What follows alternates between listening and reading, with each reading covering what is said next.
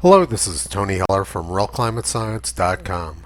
This is my report card for the press on how they cover Arctic news. Arctic sea ice extent is currently the highest for the date in 18 years. And Arctic sea ice extent is about the same right now as it was on this date in 1991. The press tells us they love Arctic sea ice, so let's see how they're reporting all this good news. This is what a Google News search for Arctic sea ice turns up. Study draws link between melting Arctic ice and western U.S. fires. Climate change transforming Arctic into something. Less ice in the Arctic could mean more wildfires in the U.S.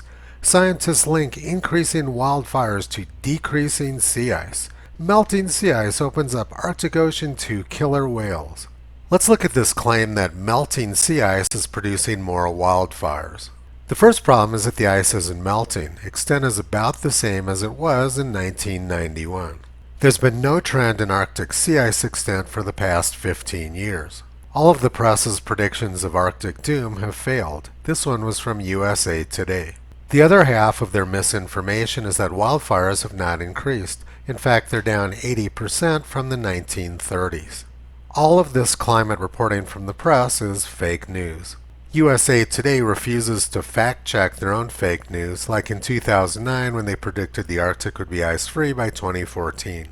Instead, they do fake fact-checks on other people. Fact-check: false claim that Arctic-Antarctic ice reached record highs. Let's take a look at the Facebook post which they said they're fact-checking. The Antarctic just had its coldest 6 months ever recorded. That's true. In 2014, NASA said Antarctic ice was the largest ever recorded. That also is true.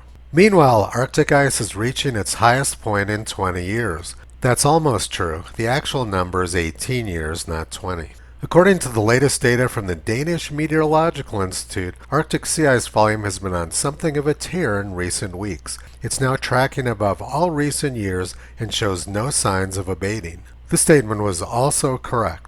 On December 4th, the Danish Meteorological Institute showed Arctic sea ice volume above the 2004 to 2013 mean. At the time, I reported on this and tweeted about it. And the following day, all of this data disappeared for 3 days.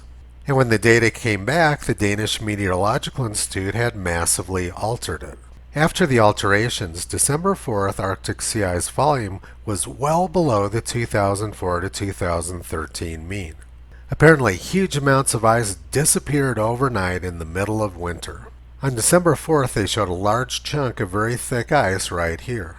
But after they altered the data several days later, that huge chunk of thick ice had completely disappeared. Frank Roche got almost everything right in this post. And USA Today, instead of fact-checking their own malfeasance, chose to do a fake fact-check on somebody who is providing accurate information. The press and government are both wildly corrupt, and it's always been like this. A few days ago, we watched the epic 1964 Western film Cheyenne Autumn. The film had an incredible cast, and it told an incredible story. The story took place in 1878. The U.S. government was committing genocide on the Cheyenne Indians, and the press, instead of telling the truth, chose to in unison lie about what was going on. The story the press told was that the Cheyenne were killing large numbers of soldiers, when in fact the truth was the exact opposite. Just like now, the press was conspiring with government to misinform their readers. 100 years ago, H.L. Mencken said, "A newspaper is a device for making the ignorant more ignorant and the crazy crazier." And the situation has only gotten worse since then. Toto has been pulling back the curtain on these scoundrels for the past 14 years. You can visit him, Curie, and Caesar on the web at RealClimateScience.com.